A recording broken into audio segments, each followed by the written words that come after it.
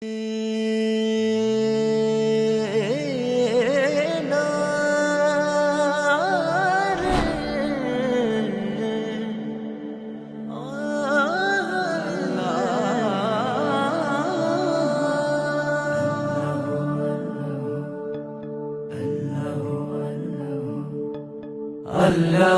আল্লাহু তুমি জাল্লে জালালুহু, শেষ করা তো যায় না গে তোমার গুণগান। আল্লাহু আল্লাহু তুমি মাটির আদমকে প্রথম সৃষ্টি করিয়া। কুয়েটের সম্মানিত শিক্ষার্থীবৃন্দের উদ্যোগে আয়োজিত আজকের এই সিরাত সেমিনারের সম্মানিত সভাপতি, সর্বোচ্চ অভিভাবক মাননীয় ভিসি মহোদয়, আমার উস্তাজে মোহতারাম, আমার অত্যন্ত শ্রদ্ধার শিক্ষকবৃন্দ যারা খুলনা দারুল উলুমের বিভিন্ন দায়িত্বে নিয়োজিত আছেন, বিশেষ করে খুলনা দারুল উলুমের মহাপরিচালক মহোদয়, সেই সাথে উপস্থিত আছেন আকিজ গ্রুপের সম্মানিত চেয়ারম্যান এবং আদ্দিন মেডিকেল কলেজ হসপিটালের প্রতিষ্ঠাতা এবং কর্ণধার জনাব আলহাজ ডাক্তার মহিউদ্দিন হাফিজাহুল্লাহ সহ আরও অন্যান্য আমার প্রাণপ্রিয় শিক্ষার্থী ভাই এবং বন্ধুগণ। আমরা বেশিরভাগ মুসলমান, আমরা মুসলিম বাই চান্স, জন্মের সূত্রে মুসলমান, বাবা মা মুসলমান, সেই হিসাবে আমরা মুসলমান। যে ইসলাম আমার অনন্তকালের সুখ কিংবা দুঃখের ফয়সালা করবে, যে ইসলামের ভিত্তিতে আমার জান্নাত কিংবা জাহান্নামের সিদ্ধান্ত হবে, সেই ইসলাম সম্পর্কে একটু সময় নিয়ে পড়াশোনা করবার মতো সুযোগ আমাদের অনেকেরই হয়নি। বিজ্ঞান মানুষের জীবনমানকে অনেক সহজ করেছে, উন্নত করেছে, অনেক কিছু দিয়েছে। বিজ্ঞানের এই পৃথিবীতে আপনারা সবাই সায়েন্সের ছাত্র। বস্তুবাদের জোয়ারের এই জয় জয়কার যখন চলছে গোটা বিশ্বে, নীতি নৈতিকতা বা আদর্শ মানুষের জীবনে যখন খুবই গুরুত্বহীন একটি বিষয়, এই সময়টাতে আমাদের কাছে জাগতিক জীবনের সৌন্দর্য, জাগতিক জীবন কতটা সহজ হলো, এই বিষয়টা অনেক গুরুত্বপূর্ণ। এবং সেই কারণে মুহাম্মদ সাল্লাল্লাহু আলাইহি ওয়াসাল্লাম পৃথিবীতে বিজ্ঞানের কোন থিওরি আবিষ্কার করে গেছেন, মানুষের জীবনমান উন্নয়ন করার ক্ষেত্রে তার কি ভূমিকা ছিল, এরকম বিষয় আশয়গুলোকে আমরা উপস্থাপন করে তাকে অন্যদের সাথে আমরা তুলনা বা কম্পেয়ার করার চেষ্টা করি। অথচ মুহাম্মদ সাল্লাল্লাহু আলাইহি ওয়াসাল্লাম বিশ্ববাসীকে যা দিয়ে গেছেন, তার অনুসারীরা মুসলিম শাসকগণ, সোনালী যুগের স্বর্ণ মানবগণ, বিশেষ করে খোলাফা রাশেদা সহ তৎপরবর্তী যে মহান ব্যক্তিত্বগণ ছিলেন, তারা বিশ্বকে কি দিয়ে গেছে সেটার মূল্য কতখানি, এটা কোনো সংক্ষিপ্ত সময়ের বক্তব্য দিয়ে আসলে অনুধাবন করা সম্ভব নয়। আমি একটি বই রেকমেন্ড করতে চাই, যদি আপনাদের হাতে সময় থাকে। ভারতবর্ষের একজন বড় মনীষী ছিলেন, একজন বড় ইসলামিক স্কলার ছিলেন, ভারতের লখনৌর নদওয়াতুল উলামার সৈয়দ আবুল হাসান আলী আন-নাদবী রাহিমাহুল্লাহ, যিনি পশ্চিমের বড় বড় বিশ্ববিদ্যালয়গুলোতে একজন আলেম এবং ইতিহাসের ছাত্র হয়েও অতিথি লেকচারার হিসাবে বিভিন্ন সময় লেকচার দিতেন। মুসলিম বিশ্বের নোবেল খ্যাত বাদশাহ ফয়সাল অ্যাওয়ার্ড পাওয়া ভারতবর্ষের কয়েকজন ক্ষণজন্মা মনীষীদের একজন ছিলেন। তার লেখা একটা বই মাযা খাসিরাল আলামু বিইনহিতাতিল মুসলিমিন, বইটি তিনি আরবিতে লিখেছেন। এই বইয়ের ভূমিকা তিনি লিখেছেন যে এই বই যখন আমি আরবি ভাষায় লিখি, তখনও পর্যন্ত আমি কোনো অ্যারাবিয়ানের সাথে আমার সাক্ষাৎ হয়নি এবং কোনো আরব দেশে অন্য কোনো কাজে তো বটেই, এমনকি হজ বা ওমরা করার যাওয়ার সুযোগও আমার হয়নি। তার বয়স ছিল সম্ভবত তখন 17 কি 18। এই বয়সে তিনি যে বই লিখেছেন মাযা খাসিরাল আলাম বিইনহিতাতিল মুসলিমিন আরবিতে, সেই বই নাই। মিডল ইস্টের এমন কোন সমৃদ্ধ লাইব্রেরি একটিও খুঁজে পাওয়া দুঃসাধ্য হবে। আমি 10-10টি বছর মিডল ইস্টে কাটিয়েছি। মিডল ইস্টের যে সমস্ত ভাইয়েরা সেখানে পড়াশোনা করছেন বা মধ্যপ্রাচ্যের বিভিন্ন বিশ্ববিদ্যালয়গুলো, বিভিন্ন শিক্ষা প্রতিষ্ঠানগুলো, বিভিন্ন লাইব্রেরি সম্পর্কে ন্যূনতম ধারণা রাখেন এমন যে কেউ বলতে পারবেন। সংক্ষেপে তাকে আলিমিয়া নদবী বলা হয়। আলিমিয়া নদবীর এই বইটি নেই, এরকম কোনো লাইব্রেরি সেখানে খুঁজে পাওয়া কঠিন হবে। খোদ সৌদি আরবের একাধিক মিনিস্ট্রি সরকারি খরচে, আরো বহু আগের কথা বলেছি, প্রতিযোগিতা করে ওয়াজারাতুস সাকাফাত ওয়াল ইলাম সংস্কৃতি বিষয়ক মন্ত্রণালয়, ওয়াজারাতুশ শুউনুল ইসলামিয়া ধর্ম বিষয়ক মন্ত্রণালয়, ইসলামিক অ্যাফেয়ার্স বিষয়ক মন্ত্রণালয়, একাধিক মিনিস্ট্রি প্রতিযোগিতা করে তার এই বই লক্ষ লক্ষ কপি প্রিন্ট করে বিতরণ করেছে। এটি অতীতের কথা বলছি, আমি বর্তমানের কথা নয়। সৈয়দ আবুল হাসান আলী নদভী রহমতুল্লাহ আলাই তার এই বইয়ে প্রমাণ করেছেন, পৃথিবীর চালকের আসনে যখন মুসলমানরা ছিল তখন পৃথিবী কি পেয়েছে, আর আজ পৃথিবীর চালকের আসনে মুসলমানরা নেই তাতে পৃথিবী কি হারিয়েছে। এটাই হলো তার আলোচনার টপিক এই বইয়ের। এই বইটি বাংলা অনুবাদ হয়েছে, ইসলামী ফাউন্ডেশন থেকে অনুবাদ করা হয়েছে। আবু সাইদ মোহাম্মদ ওমর আলী ইসলামী ফাউন্ডেশন একজন পরিচালক ছিলেন, এ অঞ্চলেরই মানুষ, চুয়াডাঙ্গার মানুষ, তিনি অনুবাদ করেছেন। মাওলানা আবু তাহের মেজবাহ অনুবাদ করেছেন, আরও একাধিক মানুষ অনুবাদ করেছেন। এই বইটি বাংলা অনুবাদ হয়ে গেছে, ইংলিশে বিভিন্ন ভাষায় আছে। আপনি মুসলমানের সন্তান হিসেবে এই বইটি যদি একবার পড়েন, আমার বিশ্বাস যে ইসলামের সোনালী যুগের স্বর্ণ মানবদের যে অবদান মানব জাতির প্রতি ছিল সে সম্পর্কে আপনি কিঞ্চিত হলেও ধারণা পাবেন। আমাদের দুর্ভাগ্যের বিষয় হলো আমরা সাবকন্টিনেন্টের মুসলমানরা বিশেষ করে আমরা শুনে শুনে মুসলমান হতে অনেক বেশি পছন্দ করি, স্বাচ্ছন্দ্য বোধ করি। আমরা ঘন্টাকে ঘন্টা ওয়াজ শুনতে খুব পছন্দ করি। পছন্দের বক্তার বক্তব্য 2-3 ঘন্টা 4 ঘন্টা শুনতে আমাদের কষ্ট হয় না। রাত 12টা-1টা পর্যন্ত এদেশে বহু ওয়াজ মাহফিল হয়, কিন্তু 1 ঘন্টার জন্য আমরা কোনো গুরুত্বপূর্ণ বই পড়ার সময় বেশিরভাগ ক্ষেত্রে বের করতে পারি না। আমার সামনে আপনারা যারা উপবিষ্ট আছেন, আমি আমার সময় তো শিক্ষার্থীবৃন্দদেরকে বলছি, আপনাদের এই বয়সে ছাত্র জীবনে অবসর সময় আপনারা চাইলে একটু সময় বের করতে পারেন। আমি শুধু আজ এই সিরাত সেমিনারের মাধ্যমে আপনাদেরকে উদাত্ত আহ্বান রেখে যেতে চাই, আপনার জীবনে একটি বারের জন্য হলেও পুরো কোরআনে কারিমের শুরু থেকে শেষ পর্যন্ত বুঝে বুঝে পড়ার চেষ্টা করবেন। নবী করিম সাল্লাল্লাহু আলাইহি সাল্লামের জীবনী, যে কোনো একটা জীবনী গ্রন্থ, সমৃদ্ধ কোনো একটা জীবনী গ্রন্থ, এটা শুরু থেকে শেষ পর্যন্ত কমপক্ষে একবার পড়ার চেষ্টা করবেন। এই দুটি কাজ করবার পর আপনি মুসলিম হিসাবে, মুসলমান হিসাবে এ দুটি পাঠের আগের আপনার যে অবস্থান এবং তার পরের যে অবস্থান, এ দুটির মধ্যে আকাশ এবং পাতাল পার্থক্য আপনি নিজে অনুভব করতে পারবেন। আমরা সেই ধর্মের অনুসারী যেই ধর্ম 1450 বছর আগে আমাদেরকে নির্দেশ করেছে, প্রথম নির্দেশ ইকরা বিসমি রাব্বিকাল্লাযী খালাক, পড়ো তোমার প্রভুর নামে যিনি তোমাকে সৃষ্টি করেছেন, তার নামে তুমি পড়ো। আল্লাহ সুবহানাহু ওয়া তাআলা গোটা কোরআন জুড়ে বহু আদেশ করেছেন, বহু নিষেধ করেছেন, বহু দৃষ্টান্ত উপস্থাপন করেছেন, বহু ইতিহাস পর্যালোচনা করেছেন, কিন্তু পুরো কোরআন জুড়ে যত আদেশ নিষেধই থাকুক না কেন, প্রথম আদেশ আল্লাহ করেছেন পড়ো। এই যে পড়ার নির্দেশ, জ্ঞান অর্জন করবার নির্দেশ আল্লাহ সুবহানাহু ওয়া তাআলা প্রথম করেছেন, এটি 2024 সালের ঘটনা নয়, এটি আজ থেকে প্রায় 1500 বছর আগের ঘটনা।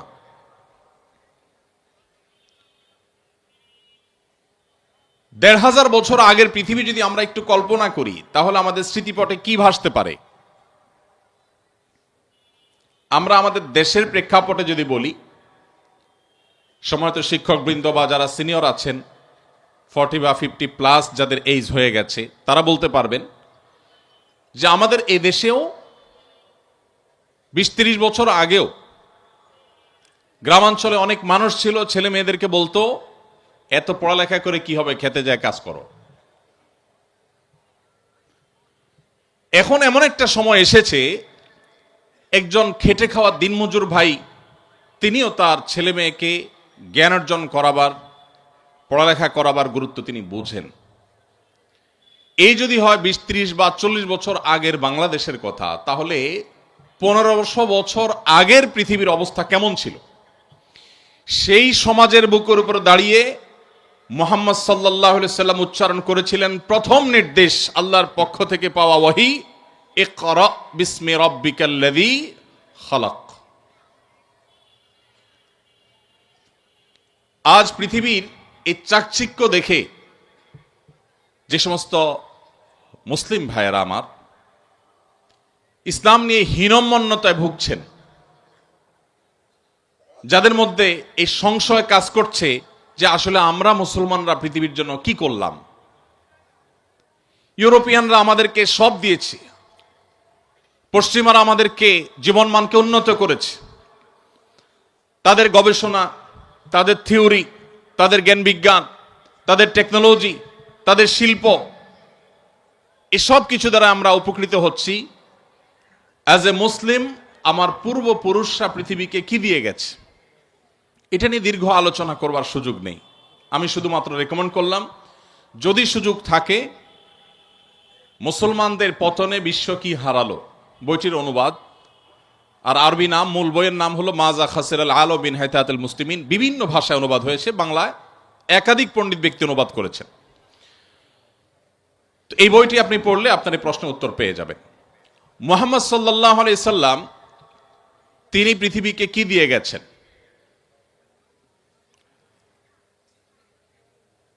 নবী করিম সাল্লাল্লাহু আলাইহি ওয়াসাল্লাম যে শরিয়া আমাদের সামনে রেখে গেছেন, তার যে জীবন দর্শন, আল্লাহর পক্ষ থেকে পাওয়া ওহীর ভিত্তিতে যে জীবন দর্শন, এটা যিনি রেখে গেছেন, এর মাধ্যমে মানবতাকে মর্যাদার সর্বোচ্চ আসনে তিনি আসীন করে গেছেন। কিভাবে? আপনারা জানেন, নবী করিম সাল্লাল্লাহু আলাইহি সাল্লামের আবির্ভাবের পূর্বে তখনকার আরবে, তখনকার মধ্যপ্রাচ্যে মানুষের দাস ছিল। মানুষ নিজের হাতে প্রতিমা তৈরি করে তাকে পুজো করত। মাতৃগর্ভে থাকা অবস্থাতেই বাবাকে হারিয়েছেন। পৃথিবীর আলো দেখার পরপরই নিজের মমতাময়ী মাকেও হারিয়েছেন। এই যে শুরু হলো বিপদ, মাতৃগর্ভে থাকতেই বিপদ, সেই বিপদ তার জীবনের শেষ মুহূর্ত পর্যন্ত কাটেনি। মক্কায় মুশরিকরা তাকে বছর তো দূরের কথা, একটি রাত নিশ্চিন্তে ঘুমোতে দেয়নি। তার উপরে আগ্রাসন চাপিয়েছে, জুলুম চাপিয়েছে, শারীরিকভাবে হেনস্থা করেছে, মানসিকভাবে হেনস্থা করেছে। যারা তার কথা শুনেছে তাদের প্রতি অবরোধ আরোপ করেছে, 3 বছরের অবরোধ। সেই অবরোধ কি আজকের পৃথিবীতে যে অবরোধ চলছে এরকম কোন অবরোধ না। সে অবরোধ ছিল অত্যন্ত ভয়ঙ্কর অবরোধ। সে অবরোধ আজকের জেলখানার মতো নয়। সে অবরোধে মক্কার সমস্ত মুশরিকেরা মুহাম্মদ সাল্লাল্লাহু আলাইহি সাল্লামের প্রতি ঈমান আনা সামান্য সংখ্যায় গোনা যাবে কয়েকজন মানুষ, তাদের সাথে এমনভাবে অবরোধ করেছে যে কেউ তাদের সাথে কোনো কথাবার্তা বলবে না, কেউ কোনো কেনাবেচা করবে না, কেউ কোনো লেনদেন করবে না, কেউ কোনো বিবাহ শাদী করবে না। 1450-1500 বছর আগের যে পৃথিবী ছিল, তখনকার যে সমাজ ব্যবস্থা ছিল, সেই সমাজে 50-60 জন বা 100 জন মানুষকে যদি গোটা সমাজের সমস্ত মানুষ এইভাবে বয়কট করে, তার বেঁচে থাকা অলমোস্ট অসম্ভব প্রায়। আজকের পৃথিবীতে এরকম অনেক অবরোধকে ডিঙ্গিয়েও মানুষ টিকে থাকতে পারে, কিন্তু তখনকার বাস্তবতায় মানুষ মানুষের উপরে এতটা নির্ভরশীল ছিল যে টিকে থাকাটা দায় ছিল। নবী করিম সাল্লাল্লাহু আলাইহি সাল্লাম সেই সময় পার করেছেন। সাহাবীরা ওই সময় গাছের পাতা খেয়ে, পশুর চামড়া শুকিয়ে, সেসব খেয়ে তারপর তাদের জীবনকে ধারণ করতে হয়েছে। সে আলোচনা অনেক দীর্ঘ হবে। আমি শুধু এটুকু বলতে চাই যে প্রিয় নবী সাল্লাল্লাহু আলাইহি সাল্লামকে একটি রাতের জন্য নিশ্চিন্তে আরামে তাকে ঘুমোতে দেয়া হয়নি। তিনি যখন মক্কায় থাকতে না পেরে আল্লাহর নির্দেশে মদিনায় হিজরত করে চলে গেলেন, সেখানেও তাকে শান্তিতে থাকতে দেয়া হয়নি। কখনো বদর এসেছে, কখনো উহুদ, কখনো খন্দক, কখনো তাবুক। একটি বছর তাকে নিশ্চিন্তে থাকতে দেয়া হয়নি। এত বাধার মধ্যে একজন মানুষের জীবন যেখানে বাঁচাটাই দায়, পৃথিবীতে টিকে থাকাটাই যেখানে দায়, সেখানে মুহাম্মদ সাল্লাল্লাহু আলাইহি সাল্লাম কি করেছেন? মাত্র 10 বছর মদিনায় সুযোগ পেয়েছেন কাজের। এত বাধার মধ্যে থেকেও তার কাজকে তিনি এত সূক্ষ্মভাবে, এত সুচারুরূপে কাজটি সম্পাদন করেছেন যে 10 বছরে তিনি তার মিশনকে, তাওহীদ এবং একত্ববাদের দাওয়াতকে, ইসলামকে পৃথিবীর প্রান্তে প্রান্তরে প্রতিটি জায়গায় পৌঁছাবার ব্যবস্থা করে তার মিশনকে পাতাল থেকে আকাশে তুলে রেখে তারপর দুনিয়া থেকে গেছেন। সময় তো ভাইরা, 10 বছর তো আমাদের জীবনে একটা পরিবারের যে অবস্থা সেটা পরিবর্তন করার জন্য যথেষ্ট হয় না। আপনারা পড়াশোনা শেষ করে যখন চাকরিতে ঢুকবেন বা কোনো উদ্যোক্তা হবেন, কোনো ব্যবসা বাণিজ্য, কোনো একটা কিছু শুরু করবেন, 10 বছর তো গোছাতে গোছাতেই লাগে। সেখানে 10 বছরে গোটা পৃথিবীর পট পরিবর্তন করে দিয়েছেন মোহাম্মদ সাল্লাল্লাহু আলাইহি সাল্লাম। ভাইরা আমার, সেই মানুষটি, তার কাছে কি এমন মন্ত্র ছিল, কি এমন শক্তি ছিল, যে শক্তি দিয়ে গোটা পৃথিবীকে এভাবে তিনি অত্যন্ত অল্প সময়ের মধ্যে খুব অল্প মূল্যের বিনিময় গোটা পৃথিবীকে তিনি জয় করতে পেরেছেন। আজ আমরা নামধারী মুসলমান বা মুসলমান নাম ব্যবহার করি, মুহাম্মদ সাল্লাল্লাহু আলাইহি সাল্লামের উম্মত হিসেবে নিজেদেরকে দাবি করি, অথচ মুহাম্মদ সাল্লাল্লাহু আলাইহি সাল্লামের আদর্শ সম্পর্কে মৌলিক ধারণা পর্যন্ত আমাদের অনেকের নেই। আমরা হয়তো মুসলমান হিসাবে ইসলামের সেই সুমহান আদর্শ, তার মূল্য, তার মর্যাদা, তার মাহাত্ম্য এটা পৃথিবীতে তুলে ধরতে পারছি না, কিন্তু মুহাম্মদ সাল্লাল্লাহু আলাইহি সাল্লাম খুব অল্প সময়ে সেটা অত্যন্ত সুচারুরূপে সম্পাদন করেছেন। তার যে অবদানগুলো ছিল, তার যে শরিয়া, সেই শরিয়ার সবচেয়ে সুন্দর দিকটা হলো যে তিনি মানুষকে আল্লাহ রাব্বুল আলামিনের দাসত্বের প্রতি আহ্বান করেছেন। মানুষ শুধু গোলামি করবে কার? আল্লাহর। আল্লাহ ছাড়া অন্য কারোর যদি কেউ গোলামি করে, দাসত্ব করে, এটাকে মানবতার জন্য সবচেয়ে বড় অপমান হিসেবে উল্লেখ করা হয়েছে। এখন আপনি বলবেন যে আমরা যারা মুসলমান তারা তো আল্লাহর গোলামি করি, আমাদের একটা জায়গায় খুঁটি বাঁধা আছে, হালাল হারাম মেনে চলতে হয়, আল্লাহর আদেশ মেনে চলতে হয়, এটা করা যাবে না, ওইটা ধরা যাবে না, ওইটা বলা যাবে না, হাজারটা বাইন্ডিংস আছে। কিন্তু আমরা আমাদের যে সমস্ত বন্ধুদেরকে দেখি তারা মুক্তমনা, পশ্চিমা পৃথিবীর যে সমস্ত মানুষজনকে দেখি তারা কোনো ধর্মীয় বাইন্ডিংসের মধ্যে নাই, তারা তো আমাদের চাইতে আরো বেশি স্বাধীন। আমরা কোনো সৃষ্টির দাসত্ব করি না, শুধু আল্লাহর দাসত্ব করি। তারা তো আল্লাহরও দাসত্ব করে না, সৃষ্টিরও করে না, তাহলে তো আমাদের চাইতে আরো বেশি তারা স্বাধীন হয়ে গেল। আসলে কি তাই? নবী করিম সাল্লাল্লাহু আলাইহি সাল্লামের বিভিন্ন হাদিস যদি আপনি পাঠ করেন, আপনি দেখবেন তিনি মানুষকে দুই ভাগে ভাগ করেছেন। এক শ্রেণী মানুষ আল্লাহর দাসত্ব করে, আরেক শ্রেণী মানুষ নিজের প্রবৃত্তির দাসত্ব করে। পৃথিবীতে দাস ছাড়া কেউ নেই, সবাই দাসত্ব করে। কিছু মানুষ নিজের সৃষ্টিকর্তার দাসত্ব করে, আর কিছু মানুষ নিজের অজান্তে নিজের নফস বা প্রবৃত্তির দাসত্ব করে। যিনি বলছেন আমি আল্লাহ তাআলার আনুগত্য কেন, কারোর কথা শুনি না, আমার মনে যা চায় তা করি, তিনি তার মনের গোলামি করেন এবং তার মন তাকে যখন যেদিকে যখন ঘুরায় তখন সে সেদিকে ঘুরে। আল্লাহ রাব্বুল আলামিনের গোলামি যারা করেন তাদের এই দাসত্ব, এটা তাদের মনে কখনো সংকীর্ণতা তৈরি করে না। সাধারণত দাসত্ব তো অনেক বড় কথা, কেউ কারোর অধীনে থাকতে মানুষ খুব বেশি স্বাচ্ছন্দ্য বোধ করে না। সৃষ্টিগতভাবে মানুষ চায় যে নিজের মতো চলতে, কারোর খবরদারি, কারোর কর্তৃত্বের অধীনে থাকা মানুষের কাছে কখনোই ভালো লাগে না। কিন্তু আল্লাহ রাব্বুল আলামিনের দাসত্ব, এটা যদি কেউ প্রকৃত অর্থে অবলম্বন করে থাকে, এটার এক্সারসাইজ যদি কেউ করে, এটার চর্চা যদি কেউ করে, তাহলে এই লোক আল্লাহর দাসত্ব করেও মানসিক যে প্রশান্তি এবং সুখ অনুভব করে, পৃথিবীর তথাকথিত মুক্তমনা, কোন ধর্মের অনুসরণ ছাড়া, সৃষ্টিকর্তার বিশ্বাস থেকে মুক্ত থেকে পৃথিবীতে মানুষ কখনো এতটা মানসিক সুখ বা শান্তি পেতে পারে না। আপনি নিজে আল্লাহ রাব্বুল আলামিনের দাসত্ব যদি কিছু কাল করে দেখেন, ফার্সি ভাষায় একজন কবি বলেছেন, সালেহাতু সাঙ্গে বুদিদিল খারাস আজমুদে এক জামানা খাকে বাস। বহুকাল তো আপনি পাথর হয়েছিলেন, মনে যা চেয়েছে তা করে বহুকাল বেরিয়েছেন, কিছু কালের জন্য পরীক্ষা করে হলেও একটু মাটি হয়ে দেখুন, আল্লাহ সুবহানাহু ওয়া তাআলার গোলামি এবং দাসত্বকে অবলম্বন করে দেখুন। আল্লাহর শপথ করে বলছি, আপনি আল্লাহর সামনে আপনার মাথাকে যখন অবনত করে আপনি তাসবিহ নিবেদন করবেন, আল্লাহর পবিত্রতা জ্ঞাপন করবেন, আপনার যে কোনো বিপদে, যে কোনো কষ্টে যখন দুহাত তুলে চোখের পানি ছেড়ে দিয়ে আল্লাহর কাছে আপনার মনের কথাগুলো তুলে ধরবেন। আপনি হালকা অনুভব করবেন। কোনো মানুষের কাছে যদি আপনি যে নিজের চাওয়ার কথা বলেন, কোনো মানুষের কাছে যদি আপনি কোনো কিছু বলেন, হাত পাতেন, তো মানসিকভাবে আপনার কষ্ট হবে, আপনার দুঃখ হবে, অপমান বোধ হবে, লাঞ্ছনা অনুভব হবে যে আমি অমুকের কাছে ছোট হয়েছি।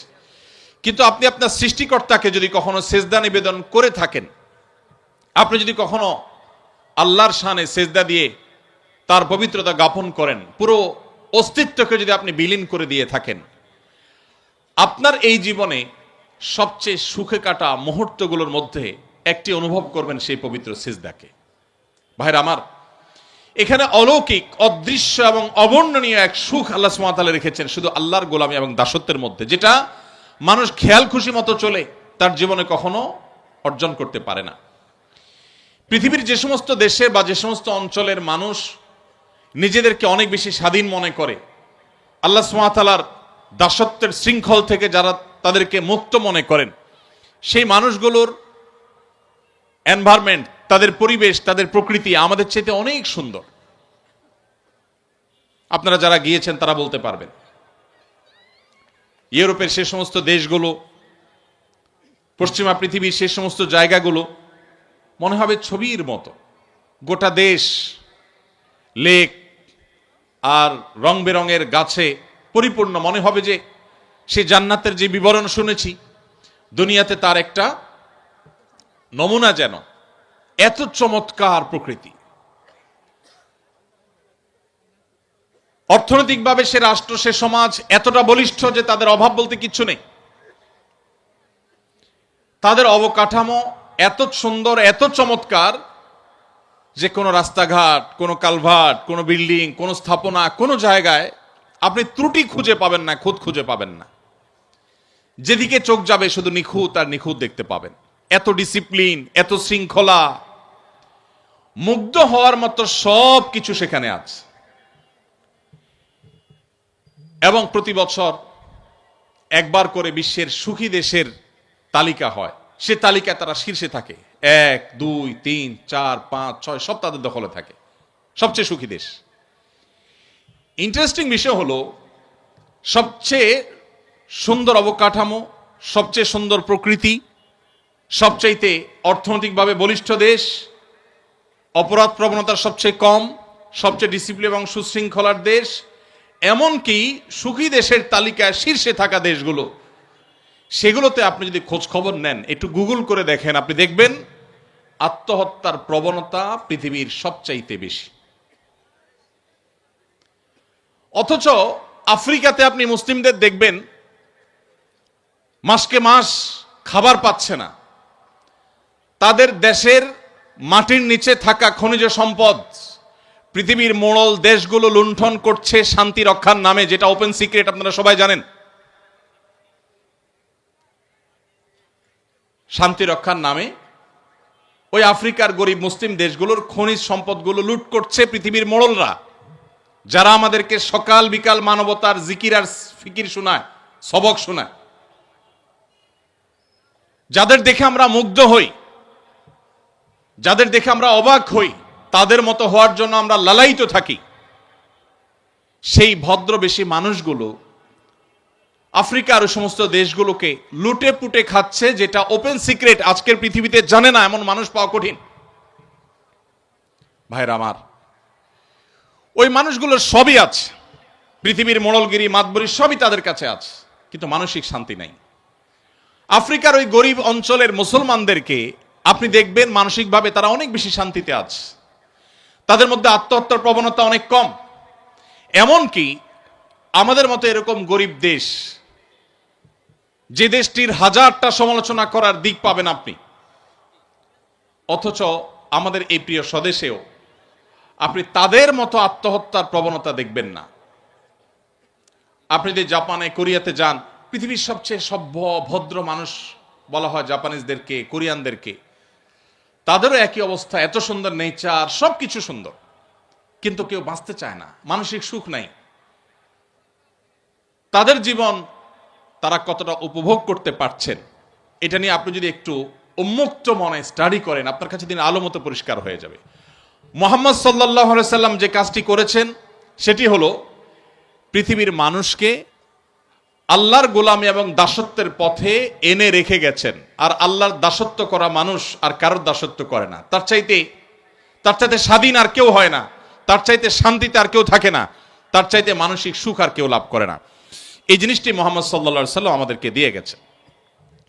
মুহাম্মদ সাল্লাল্লাহু আলাইহি সাল্লাম সেই জীবন দর্শন দিয়ে গেছেন। তার যে শরিয়া, সে শরিয়ার আরেকটা সৌন্দর্য হলো এখানে কোনো জবরদস্তি নাই, কোনো বাড়াবাড়ি নাই।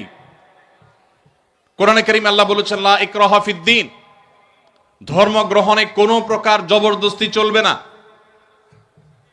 আমি আবারও ফিরে যেতে চাই সেই 1450 বছর 1500 বছর আগে। 2024-এর এই পৃথিবীতে অনেক সুন্দর সুন্দর কথা বলা ফ্যাশনের ব্যাপার। মত প্রকাশের স্বাধীনতার কথা, এটা আজকালকার যুগের বেশ চমকপ্রদ একটি স্লোগান। এই স্লোগান যে যত বেশি দিতে পারে সে ততটা আধুনিক হিসাবে সাব্যস্ত হয়। কিন্তু 1450 বছর আগের পৃথিবী যদি আপনি চিন্তা করে দেখুন, সেই পৃথিবীতে নবী করিম সাল্লাল্লাহু আলাইহি সাল্লাম বলেছেন লা ইকরাহা ফিদ্দীন, ধর্ম গ্রহণে কোনো জবরদস্তি চলবে না, কোনো প্রকার রক্তপাত ছাড়া, দু চারটা বিচ্ছিন্ন ঘটনা ছাড়া, উল্লেখযোগ্য কোনো প্রকার রক্তপাত ছাড়া মুহাম্মদ সাল্লাল্লাহু আলাইহি সাল্লাম যেখানে মক্কা বিজয় করেছেন, তিনি নির্দেশ করলে মক্কার সমস্ত মানুষ ইসলামের ছায়াতলে আসতে বাধ্য হতো। কিন্তু তিনি পরিষ্কারভাবে সবাইকে বললেন যে কেউ যদি নিজ ধর্মে অটল থাকতে চায়, শিরক এবং ভুলের পথেও কেউ থাকতে চায়, সেই স্বাধীনতা তাকে দেয়া হবে। তার পরিণতি সে আল্লাহর কাছে ভোগ করবে কিয়ামতের ময়দানে। কিন্তু পার্থিব জগতে অ্যাজ এ মুসলিম আমরা তাকে কখনো বাধ্য করব না আমাদের ইসলামে আসতে। নবী করিম সাল্লাল্লাহু আলাইহি সাল্লাম যখন মদিনায় গেলেন, তখনও কোনো জবরদস্তি করে একটি মানুষকে ইসলামের ছায়াতলে আনেননি। যখন তিনি মক্কায় ছিলেন তখনও করেননি। মক্কা যখন বিজয়ীর ভেষে যখন মক্কায় তিনি প্রবেশ করলেন, তখনও তিনি কাউকে জবরদস্তি করেননি। তার পরবর্তীতে যত শাসক ইসলামের ইতিহাসে এসেছে, পরবর্তী সময়কার শাসকদের কথা বলছি, তাদের অনেকের অনেক ভুল ছিল, অনেক ত্রুটি ছিল, তাদের দুধের ধোয়া আমি বলছি না। কিন্তু একটা জায়গায় মুসলিমরা অন্য সবার চাইতে ইউনিক, সেটা হলো যে মুসলিম শাসকরা সচরাচর, বিচ্ছিন্ন ঘটনা থাকতে পারে, সচরাচর তারা ম্যাসিভ লেভেলে জবরদস্তি করে কাউকে ইসলামে তারা আনেন নাই। শুধু ভারতবর্ষে মুসলিমদের যে শাসনের ইতিহাস, সেটা যদি আপনি একটু অধ্যয়ন করেন, আপনি অবাক হতে বাধ্য হবেন। মুসলিমদের শাসনের কেন্দ্র ছিল দিল্লি, অথচ দিল্লিতে মুসলমানদের সংখ্যা সর্বকালেই সবচাইতে কম। কোন কালেই ভারতবর্ষে মুসলিম শাসনের কেন্দ্র এই বাংলাদেশ বা এই অঞ্চল ছিল না। কিন্তু আল্লাহ সুবহানাহু ওয়া তাআলা আমাদের পূর্বপুরুষদেরকে হেদায়েত নসিবে রেখেছেন, তারা ঈমান এনেছেন। যদি মুসলমানরা জোর করে মানুষকে ইসলামে দাখিল করাতো, ইসলামে প্রবেশ করাতো, তাহলে সেক্ষেত্রে সেই সময়টাতেই জোর করে দলে দলে মানুষকে ইসলামে তারা প্রবেশ করাতেন। ইসলামের একটা অন্যতম সৌন্দর্য হলো যে আজকের যুগে মত প্রকাশের স্বাধীনতা কথা বলাটা অনেক সহজ, সেই পরিবেশ আছে। মানুষ আধুনিক বিশ্বে এখন মত প্রকাশের স্বাধীনতাকে অনেক রেসপেক্ট করে, কিন্তু নবী করিম সাল্লাল্লাহু আলাইহি সাল্লাম 1500 বছর আগে সেটা করে গেছেন। প্রত্যেকটা মানুষকে ধর্ম গ্রহণের ক্ষেত্রে পরিপূর্ণ স্বাধীনতা দিয়েছেন এবং কোনো প্রকার জবরদস্তি কারোর উপরে কখনো তিনি আরোপ করেননি। নবী করিম সাল্লাল্লাহু আলাইহি সাল্লামের যে শরিয়া তিনি রেখে গেছেন, এই শরিয়ার আরেকটি সৌন্দর্য হলো আমাদের সমাজে আপনি দেখবেন ইসলামী শরিয়ার কথা বলা হলে এক শ্রেণীর মানুষ এটাকে অত্যন্ত বর্বর, অত্যন্ত কষ্টের, অত্যন্ত কঠোর এরকম একটা চিত্র দেওয়ার চেষ্টা করে, এরকম একটা রূপ দেওয়ার চেষ্টা করে যে ইসলাম মানে অনেক জটিল, অনেক কঠিন, মেয়েরা বাহির হইতে পারবে না, পড়ালেখা করতে পারবে না, কোনো কথা বলা যাবে না, ধরা ছোঁয়া যাবে না, এরকম একটা ব্যাপার সবার মনে হয়। অথচ আমরা অনেকে জানি না ইসলামী শরিয়ায় ব্যক্তিগত কোনো অপরাধ শরিয়ার বিচারে কোরআন এবং সুন্নাহর আলোকে যেগুলো অপরাধ, যেগুলো পাপের কাজ, গুনাহের কাজ, অন্যায় কাজ, এগুলো যদি ব্যক্তিগত পর্যায়ের হয়, ইসলামী শরিয়ার দণ্ডবিধিতে সেগুলোর জন্য কোনো শাস্তির কথাই বলা হয়নি। যেমন ধরা যাক কেউ একজন মিউজিক্যাল ইনস্ট্রুমেন্ট ব্যবহার করে গান করছেন বা গান শুনছেন, যদি তিনি কারো ডিস্টার্বের কারণ না হয়, তার এই অপরাধের জন্য ইসলামী হুদুদ বা দণ্ডবিধিতে কোনো হদ বা কোনো শাস্তির কথা, সুনির্দিষ্ট কোনো শাস্তির কথা শরীয়ত বলে দেয়নি। অবস্থার পর্যবেক্ষণ করে কোনো পরিবেশে কোনো পরিস্থিতিতে যদি নিয়ন্ত্রণহীন হয় বা প্রয়োজন হয়, তাহলে সেক্ষেত্রে তখনকার যারা বিচারক থাকবেন, তখনকার যে বিচার ব্যবস্থা থাকবে, ইসলামী শরিয়া এটা তাদের উপরে ছেড়ে দিয়েছে। বাট কোনো ফিক্স শাস্তির কথা শরীয়ত বলে নাই। কেউ যদি ইসলামের সবচেয়ে গুরুত্বপূর্ণ বিধান নামাজও না পড়ে, অনেক ইমামদের মতো সে ইসলাম থেকে খারিজ হয়ে যায়, কিন্তু ইসলামী শরিয়ার দণ্ডবিধিতে নামাজ পড়ে নাই, এই জন্য তাকে এত বেত্রাঘাত করতে হবে, এতদিন জেল দিতে হবে, অমুক দণ্ড দিতে হবে, এরকম কোনো কথা বলে নাই। এভাবে একজন মানুষ মুসলিম হয়েও যদি অনেক অপরাধে লিপ্ত হয়, যেই অপরাধটার ক্ষতি ওই ব্যক্তির উপরেই শুধুমাত্র বর্তাবে, সমাজের উপরে বর্তাবে না, শরীয়ত ওইটার জন্য কোনো শাস্তির বিধানের কথা পরিষ্কার করে নির্দিষ্ট করে বলেইনি। এর বিপরীতে যদি এমন কোন অপরাধ কেউ করে যেই অপরাধটা সমাজকে ক্ষতিগ্রস্ত করতে পারে, কেউ চুরি করলো, কেউ ডাকাতি করলো, ছিনতাই করলো, ধর্ষণ করলো, এমন কোন অপরাধ করলো যেই অপরাধের প্রবণতা সমাজে বৃদ্ধি হয়ে সমাজকে রুগ্ন করে দিতে পারে, সেটার ব্যাপারে ইসলাম কঠোর শাস্তির কথা বলেছে। তাহলে ইসলামী শরিয়া মানেই যে ভীতিকর একটা বিষয়, এটাকে নানাভাবে পশ্চিমারা আমাদের সামনে তুলে ধরেছে, আমরা সেটাকে গিলছি গোগ্রাসে। আমাদের দেশের এক শ্রেণীর মিডিয়া ইসলামকে, ইসলামী শরিয়াকে আসামের কাঠগড়ায় রেখে এমনভাবে আমাদের সামনে চিত্রায়িত করেছে মনে হয় ইসলামী শরিয়া মানে বিরাট ভয়ঙ্কর কিছু। অথচ এখানে ব্যক্তিগতভাবে আপনি ইসলাম লঙ্ঘন করলেও ইসলাম তার জন্য কোনো ইসলামের দণ্ডবিধিতে কোনো দণ্ডের, সুনির্দিষ্ট দণ্ডের কথা বলে না, কোনো হদের কথা বলেনি। একটি সমাজে মানুষ স্বাধীনতা যতটুকু ভোগ করার সুযোগ পেতে পারে তার সবটুকুন ইসলাম রেখেছে। যখনই মানুষের কোনো স্বাধীনতা সমাজকে ক্ষতিগ্রস্ত করবে, অন্যদের মধ্যে সেটা প্রভাবিত হবে, তখন ইসলাম সেখানে ইন্টারফেয়ার করেছে এবং সেখানে দণ্ডবিধির কথা বলেছে। মুহাম্মদ সাল্লাল্লাহু আলাইহি সাল্লাম যে শরীয়ত আমাদেরকে দিয়ে গেছেন, এই শরীয়ত এতটা অগ্রসর, আজ পৃথিবী শিল্প বিপ্লবের পর নানাভাবে পৃথিবীর পরিবেশকে নষ্ট করেছে। পশ্চিমাদের কাছে এখন সবচাইতে মুখরোচক স্লোগানের নাম হলো পরিবেশ রক্ষা। পৃথিবীর সবচেয়ে বেশি বাজেট আজকের পৃথিবীতে পরিবেশের জন্য। পশ্চিমা দেশগুলোতে গেলে আপনি দেখবেন রাস্তার ধারে ধারে তারা সাইকেল চালানোর জন্য আলাদা লেন করে রেখেছে, বিশাল বড় লেন করে, লেন খালি ফেলে রেখেছে। কেন? মানুষ গাড়ি ছেড়ে যেন সাইকেল ধরে, যেন পরিবেশ একটু রক্ষা পায়। পরিবেশ রক্ষার জন্য এখন বহু চিৎকার চেঁচামাচি, বহু আহাজারি, বহু কান্নাকাটি আপনি শুনতে পাচ্ছেন। আর এই সময়টাতে বৃক্ষরোপণ করা, পরিবেশের ভারসাম্য রক্ষা করার জন্য নানান ওয়াজ, নসিহত, লেকচার, সেমিনার, সিম্পোজিয়াম, বক্তব্য, গবেষণা আপনি দেখতে পাচ্ছেন। এটা কখন পৃথিবীর মানুষ আঁচ করেছে? যখন পৃথিবী অপরিকল্পিত তথাকথিত আধুনিকায়নের নামে পৃথিবীর তার স্বকীয়তা হারিয়েছে। কলকারখানা, কালো ধোঁয়া, এরকম শিল্পোন্নয়নের নামে পৃথিবীর পরিবেশকে যখন ধ্বংস করা হয়ে গেছে, এখন পৃথিবীর মানুষ নড়ে চড়ে বসেছে, না আমাদের এই ভারসাম্য ঠিক রাখতে হবে, আর না হলে আমরা বাঁচবো না, পৃথিবী বাঁচবে না। মুহাম্মদ সাল্লাল্লাহু আলাইহি সাল্লাম যে শরীয়ত দিয়ে গেছেন, সেই শরীয়তে পরিবেশের ভারসাম্য রক্ষায়, পরিবেশকে সুরক্ষিত রাখবার জন্য বৃক্ষরোপণ থেকে নিয়ে যে সমস্ত কর্মসূচির কথা বলেছেন, সেটি ওই সেই 1450 বছর আগে বলেছেন, যখন শিল্প বিপ্লব হয়নি, যখন পৃথিবী দূষিত হয়নি, যখন বায়ু দূষিত হয়নি, যখন পরিবেশ নষ্ট হয়নি, তখন তিনি বলেছেন, তোমাদের হাতে যদি, কারোর হাতে যদি গাছের কোনো চারা থাকে, আর এদিকে সে দেখতে পায় ইসরাফিল সিংহা ফুৎকার দিয়ে পৃথিবীর এই জগৎকে, সৃষ্টি জগৎকে শেষ করে ফেলবে, মহাপ্রলয় আসছে, এটা যদি কেউ দেখতে পায়, আর তার হাতে থাকা গাছের চারাটা তিনি রোপণ করতে যাচ্ছিলেন, এই মুহূর্তে দেখতে পায় মহাপ্রলয় হয়ে সব ধ্বংস হয়ে যাবে, এই চারা তো থাকবার কথা নয়, এই রকম পরিস্থিতিতেও যেন তিনি গাছ রোপণ করতে দ্বিধা না করেন, ওই সময়ও যেন সে তার হাতে থাকা গাছের চারাটাকে রোপণ করে দেয়। নবী করিম সাল্লাল্লাহু আলাইহি সাল্লাম যখন পরিবেশ রক্ষার জন্য এইরকম নির্দেশনা দিয়েছেন, বৃক্ষরোপণের গুরুত্ব আরোপ করেছেন, মদিনাবাসীকে কৃষি কাজের জন্য উদ্বুদ্ধ করেছেন, কোরআন এবং হাদিসে শুধু কৃষির উপরে যে সমস্ত আয়াত এবং হাদিসগুলো আছে, কয়েক শত আয়াত এবং হাদিস আছে শুধুমাত্র কৃষি কাজের গুরুত্ব আরোপের জন্য, আমরা সেগুলো চর্চা নাই।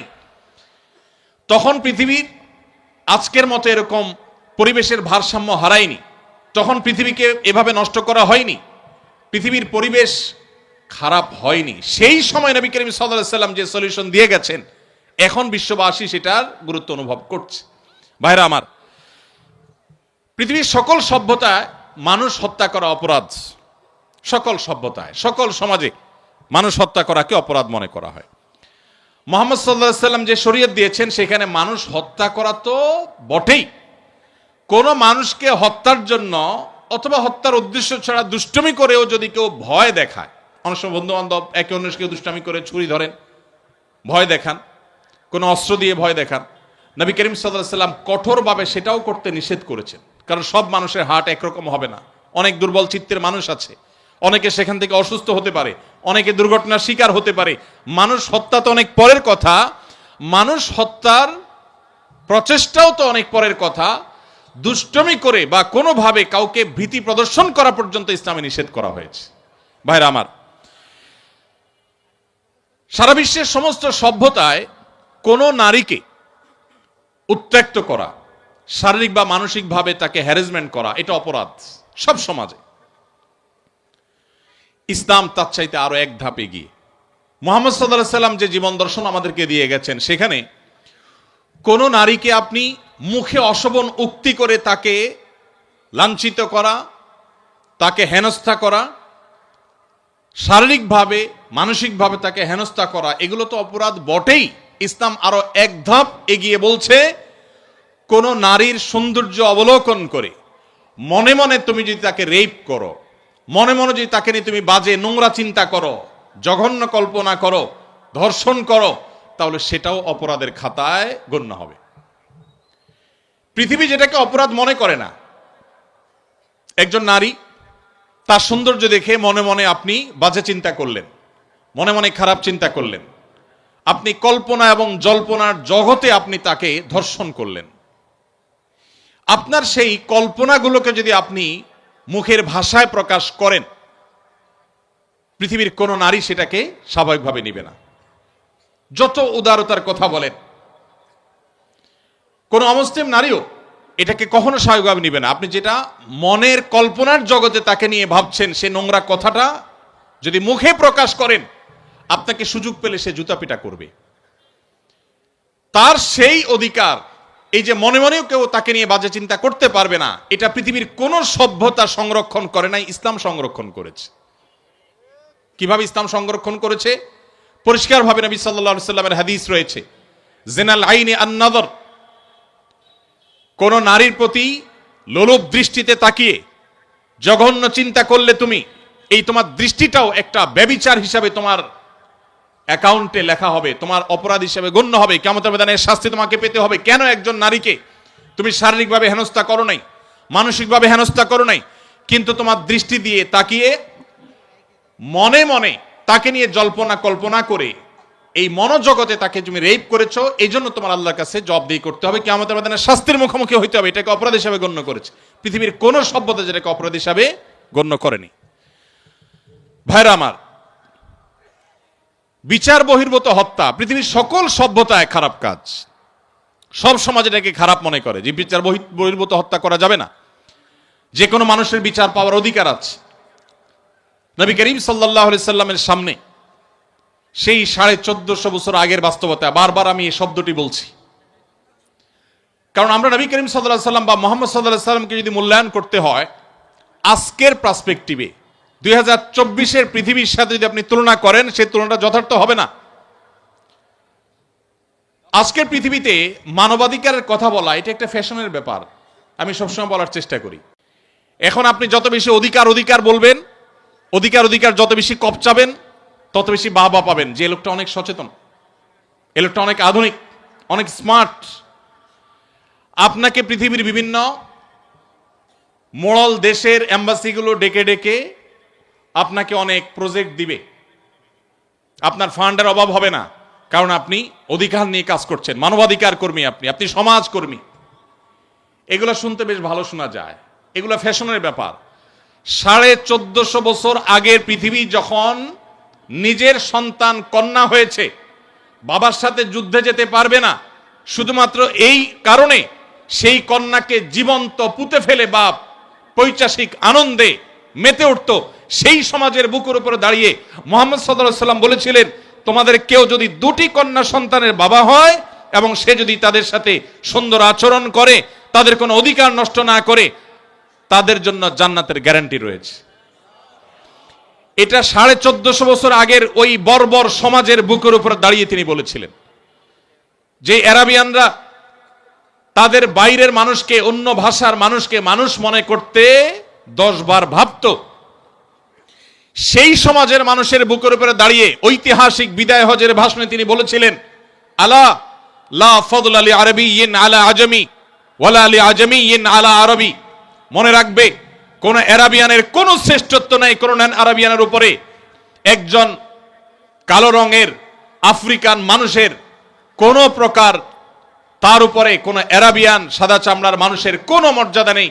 মর্যাদা হবে মানুষের তাকওয়ার ভিত্তিতে, মানুষের মানসিকতার ভিত্তিতে, কর্মের ভিত্তিতে। যদি বাংলাদেশের আনাচে কানাচে থাকা কোনো গ্রামের মানুষ তিনি সৎ হন তার চিন্তায়, তার কর্মে, তার দর্শনে, তাহলে সেই মানুষটি আরবের মক্কার কাবার পাশে থাকা, কাবার ভেতরে থাকা কোনো খারাপ মানুষ, খারাপ চিন্তা, খারাপ কর্মের মানুষের চাইতে ওই বাংলাদেশের আনাচে কানাচে থাকা মানুষ আল্লাহর কাছে শ্রেষ্ঠ এবং সেরা। ইসলাম সেই কথা বলেছে। আজ পৃথিবীর যে সমস্ত দেশের মানুষরা আমাদেরকে সভ্যতা শিখায়, যারা আমাদেরকে অধিকারের সবক দেয়, মুসলমানের সন্তান জানে না সে বাঘের বাচ্চা, তাদের কাছ থেকে সবক নেওয়ার প্রয়োজন নেই। তাদের 14 গোষ্ঠীর জন্মের শত শত হাজার বছর আগে আমাদেরকে ইসলাম সেই সুমহান জীবন দর্শন দিয়ে গেছে, যখন তারা সেগুলোর কথা কল্পনাও করে নেই। দুর্ভাগ্য আমাদের, আজ আমাদের সেই ইসলাম কোরআনে আছে, আমাদের ইসলাম হাদিসে আছে, সেই ইসলাম আমাদের জীবনে নেই, আমাদের সমাজে নেই, আমাদের পরিবারে নেই, আমাদের রাষ্ট্রে নেই। এটা হলো আমাদের দুর্ভাগ্যের বিষয়। সেজন্য আজ শেয়ালের বাচ্চারা বাঘের বাচ্চাকে মানবতা শিখায়। ভাইরা আমার, পৃথিবীর সে সমস্ত অঞ্চলে মানুষেরা আমাদেরকে সংখ্যালঘুদের অধিকারের কথা বলে, যে সমস্ত দেশে এখনো মুসলমানরা ঝেড়ে কাশতে পারে না। 2024-এর এই পৃথিবীতে আপনি যদি পৃথিবী ঘুরেন, আপনি দেখবেন একটা রুম ভাড়া করে মুসলমানরা নামাজ পড়বে, পারমিশন নাই। আমি কোন দেশের নাম উল্লেখ করতে চাই না। তাদের ক্রিসমাস ডে উপলক্ষে আপনি দেখবেন সকল শিক্ষা প্রতিষ্ঠানের স্টুডেন্টরা বর্ণিল লাল কালারে তারা সুসজ্জিত হয়ে ওই দিন শিক্ষা প্রতিষ্ঠানে যাচ্ছে, আনন্দ করছে, উৎসব করছে, ফুর্তি করছে। সেটাতে তাদের কোনো অসুবিধা হয় না। কিন্তু আমরা মুসলমানরা যখন ওতে ওড়না পড়ি, তখন তাদের জাত চলে যায়। ভাইরা আমার, নারী অধিকারের কথা বলা তো এখন ফ্যাশনের ব্যাপার। এটা বলা তো এখন সেফ জোনে থাকার ব্যাপার। আপনি যত বেশি নারী অধিকার নিয়ে কপচাবেন, তত বেশি ওই যে বিদেশি এম্বাসিগুলো এসে আপনাকে সেদে সেদে প্রজেক্ট দিয়ে যাবে, পত্রিকাগুলো আপনাকে কাভারেজ দিবে। মুহাম্মদ সাল্লাল্লাহু আলাইহি সাল্লাম যখন নারী মুক্তির জন্য কাজ করেছেন, তখন পৃথিবীতে বাহবা দেওয়ার কেউ ছিল না। গোটা সমাজের বিপরীতে একা দাঁড়িয়ে, ওই সমাজের বুকের উপরে দাঁড়িয়ে নারী অধিকারের ওয়াজ করেন নাই, নারী অধিকারকে প্রতিষ্ঠা করে দিয়ে গেছেন। বেলালে হাবশী রাদিয়াল্লাহু তাআলা আনহু ছিলেন বাহিরের মানুষ, মক্কার না, মদিনার না, বাহির থেকে আসা। আবার গায়ের রং ছিল ব্ল্যাক, কালো। আবার ছিলেন কৃতদাস। মক্কার মানুষদের যে ইগো এখনো আছে, আরবিয়ানদের যে ইগো, আর সে আমল তো আরো বেশি ছিল। তাদের সে যে ইগোর কারণে একাধারে একটা মানুষ বহিরাগত, আরেক দেশের মানুষ ভিনদেশী, আবার তার গায়ের রং ভিন্ন, ব্ল্যাক, আবার তিনি কৃতদাস ছিলেন। এতগুলো বিষয় থাকার পর তখনকার আরবের মানুষদের ঘৃণা করার জন্য যেখানে যথেষ্ট ছিল, সেই ব্যক্তিকে মুহাম্মদ সাল্লাল্লাহু আলাইহি সাল্লাম তার মুয়াজ্জিন নিয়োগ দিলেন। আজ পৃথিবীতে যারা আপনাকে মানবতার সবক দেয়, তাদের দেশে এখনো সাদা আর কালো মারামারি হয়, এখনো তারা বৈষম্যের মধ্যে আছে। মুসলমান আজ তার ইসলাম নিয়ে দ্বিধায় পড়ে গেছে, সন্দিহান হয়ে গেছে। কারণ সে পড়াশোনা করে মুসলমান না, সে ওয়াজ শুনে মুসলমান, সে জন্মসূত্রে মুসলমান, সে মুসলমান বাই চয়েস না, সে পড়াশোনা করে মুসলমান না। আপনারা শিক্ষিত মানুষ, আপনারা জাতির বিবেক, আপনারা আগামীর বাংলাদেশ, আপনারাই আমাদেরকে নতুন বাংলাদেশ উপহার দিয়েছেন, আপনারাই আমাদেরকে স্বপ্ন দেখিয়েছেন। আমি আপনাদেরকে আজ এই সিরাত মাহফিলের মাধ্যমে উদাত্ত আহ্বান রাখতে চাই, আসুন জন্মসূত্রে মুসলমান নয়, ইসলামকে জানার চেষ্টা করি, পড়ার চেষ্টা করি। কোরআনটা খুলুন, সিরাতের বই একবারের জন্য জীবনে পড়ুন। আমি আবারও আল্লাহর উপরে ভরসা রেখে শপথ করে বলতে পারি, আপনি মুসলিম হিসাবে আপনার ইসলামের প্রতিটা বিধানকে আপনি এনজয় করবেন, আপনি তৃপ্তির সাথে প্রত্যেকটা বিধান পালন করবেন। আপনার কাছে নামাজ বোঝা মনে হবে না, আপনার কাছে ইসলাম পালনটাকে বোঝা মনে হবে না, এটা ধর্মের চাপিয়ে দেওয়া কোনো বিষয় মনে হবে না। এটা আপনার জীবনের সবচেয়ে প্রয়োজনীয় পার্ট আপনার মনে হবে যদি আপনি ইসলামটাকে বোঝার চেষ্টা করেন। আল্লাহ তাআলা আমাদের সবাইকে সেই তৌফিক দান করুন। সমাজে ভাইরা আমার, ইসলামী শরিয়ার সৌন্দর্য নিয়ে আমি বলেছি যে এটা নিয়ে আলোচনা আসলে 2, 4, 5, 7 ঘন্টার বিষয় না, এটা নিয়ে আমাদেরকে স্টাডি করতে হবে, পড়াশোনা করতে হবে। আমি শুধুমাত্র নমুনা স্বরূপ কয়েকটা কথা বললাম যে নবী করিম সাল্লাল্লাহু আলাইহি সাল্লাম আমাদেরকে কি দিয়ে গেছেন। আমি বলছিলাম বিচার বহির্ভূত হত্যার কথা। বিচার বহির্ভূত হত্যা বা বিচার বহির্ভূত ভাবে আইনকে হাতে তুলে নেওয়া, মানুষকে বিচারহীন ভাবে কাউকে অন্যায়ভাবে কারোর উপর আঘাত করা, সব সময় এটাকে খারাপ মনে করা হয়। ইসলাম তার চাইতে আরো এক ধাপ এগিয়ে। কিভাবে? আপনি কোনো মানুষকে বিচারে প্রমাণিত হওয়ার আগে দোষী সাব্যস্ত করে শাস্তি দেওয়া তো পরের কথা। ইসলাম বলে ইজতানিবু কাসীরাম মিনায-যন্ন ইন্না বা'দায-যন্নি ইসম। কোন মানুষ তার ব্যাপারে চুরির অভিযোগ উঠেছে, সেটা প্রমাণিত হওয়ার আগ পর্যন্ত তাকে মনে মনে চোর হিসাবে যে ধারণা করা, এই যে মনে মনে তার সম্পর্কে কুধারণা করা, ইসলামে সেটাও অপরাধ, হারাম। পৃথিবীর কোন সভ্যতা এটা পাবেন না। সকল সভ্যতা বলবে বিচারে দোষী প্রমাণ হওয়ার আগে কোনো শাস্তি নয়, এটুকু বলবে। ইসলাম তার চাইতে আরো এক ধাপ এগিয়ে। ইসলাম বলে দোষী সাব্যস্ত করে শাস্তি দেওয়া তো যাবেই না বটে, সেই সাথে এমনকি ওই লোকটাকে মনে মনে চোর হিসাবে, মনে মনে খারাপ হিসাবে, ওই সংশ্লিষ্ট অভিযোগে অভিযুক্ত হিসাবে মনে মনে যদি আপনি তাকে নিয়ে কল্পনা করেন, তাকে যদি খারাপ মনে করেন, কুধারণা আপনার ভিতরে তার ব্যাপারে জন্মায়, তাহলে এটা আলাদা একটা অপরাধ হবে। কারণ আপনি মনে মনে তাকে তাচ্ছিল্য করলেন, অপরাধী মনে করেছেন, এটা এক প্রকারের অপরাধ যদি তার অপরাধটা প্রমাণ না হয়। ভাইরা আমার, গর্ব করার জন্য আপনার ইসলামই যথেষ্ট। ইসলাম বিশ্ববাসীকে মানুষ হতে শিখিয়েছে, মানুষকে সবার দাসত্ব বাদ দিয়ে আল্লাহর দাসত্ব, তাওহীদের কথা শিখিয়েছে। ইসলাম আমাদেরকে একটি সভ্য সমাজ, একটা সভ্য পৃথিবী গড়বার জন্য যা যা দরকার তার সবকিছু বলে গেছে। পৃথিবীর সভ্যতার ধ্বজাধারীরা যারা সভ্যতার সবক আমাদেরকে দেয়, তাদের ইতিহাস যদি আপনি খুলে দেখেন, দেখবেন তারা প্রত্যেকেই নানাভাবে পৃথিবীর বিভিন্ন মানুষকে, বিভিন্ন ধর্মের, বিভিন্ন বর্ণের মানুষকে তারা টর্চার করে আজ তারা সভ্য হয়েছে।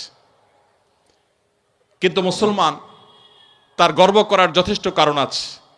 প্রিয় নবী মুহাম্মদ সাল্লাল্লাহু আলাইহি সাল্লাম, তাকে আল্লাহ তাআলা যে দিন দিয়েছেন, এই দিন পৃথিবীতে বিস্তার করবার জন্য আজকের সভ্যতার ভেগধারী মানুষগুলো, যাদের দ্বারা আমরা অনেক বেশি প্রভাবিত, যারা আমাদেরকে আষ্টে পৃষ্ঠে গ্রাস করে ফেলেছে, যারা আমাদের নিজস্ব সংস্কৃতি পর্যন্ত আমাদেরকে ভুলিয়ে দিচ্ছে, সে মানুষগুলো দ্বারা আমরা প্রভাবিত হয়ে গেছি, কারণ ইসলামকে আমরা ভালো করে জানি না। এই জন্য আমি আমার বক্তব্য শেষ করতে চাই এই উদাত্ত আহ্বান আবারও রেখে, আসুন ইসলামকে জানার চেষ্টা করি, ইসলামকে বোঝার চেষ্টা করি। আমরা বই পুস্তক হাতে নেই, কোরআনটা হাতে নেই, প্রিয় নবী সাল্লাল্লাহু আলাইহি সাল্লামের জীবনী গ্রন্থ হাতে নেই, আমরা হাতে নেই নবী করিম সাল্লাল্লাহু আলাইহি সাল্লামের সেই অমীয় বাণী, হাদিসে রাসূল, আমরা হাতে নেই ইসলামের ইতিহাসের বই। এগুলো আমাদের চোখ খুলে দিবে, এগুলো আমাদের সামনের সে অন্ধকার পর্দাকে দূর করে দিবে, ইসলামকে নতুন করে অনুভব করার, উপলব্ধি করার সুযোগ এনে দিবে। সেই উদাত্ত আহ্বান আপনাদের সবার কাছে আমি ব্যক্ত রাখছি। এবং দীর্ঘ সময় আপনারা কষ্ট করে আমার এই আগোছালো এলোমেলো কথা শুনেছেন, আপনারা সমাজের সবচেয়ে গুরুত্বপূর্ণ অংশ। তারপরও আপনাদের মূল্যবান সময় আপনারা শুনেছেন। মাননীয় ভিসি মহোদয় সহ অন্যান্য শিক্ষকবৃন্দ আমাকে সুযোগ করে দিয়েছেন কিছু কথা বলবার জন্য। আমি খুব গোছানো ভালো বক্তব্য দিতে পারি যে সেরকম না, তারপর আপনারা সময় নিয়ে শুনেছেন, সেজন্য আপনাদেরকে ধন্যবাদ। যদি ভালো কিছু বলে থাকি, আল্লাহ তাআলা আমাকে, আপনাদের সবাইকে আমাদের আমল করার তৌফিক দান করুন। আমাদের সবাইকে ইসলামের আলো দ্বারা আলোকিত হয়ে আমাদের প্রিয় স্বদেশ, প্রিয় মাতৃভূমি এবং গোটা মানব জাতিকে আলোকিত করার তৌফিক আল্লাহ তাআলা আমাদের সবাইকে দান করুন। জাযাকুমুল্লাহু খায়রা ওয়া আখিরু দাওয়ানা আলহামদুলিল্লাহি রাব্বিল আলামিন।